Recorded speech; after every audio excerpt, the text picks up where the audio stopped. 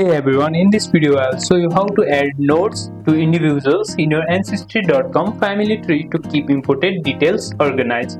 First of all, log in and open the tree. First log in to Ancestry.com and go to the trees. Open the family tree where you want to node add. Add node add. First I'll open the Ancestry.com. I'll open the Ancestry application. You can use the browser and type there Ancestry.com and open it. And select the person. Click on the profile of the person you want to add notes for. Suppose I want to add the notes for this person, simply click the person. This opens their details profile page. Now add a note. Scroll down to the facts and resources section. Scroll down to the facts and sources section, then click add a note or edit a notes.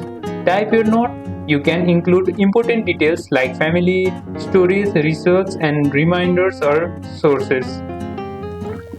If you scroll below, you will see the option called Add Notes. Then save the note. After writing your note, click Save. Your note is now attached to the person and will appear whenever you open their profile. And that's it. Adding notes helps keep your family tree organized and informative. Like, subscribe and hit the bell for more genealogy tips, and I'll see you in the next one.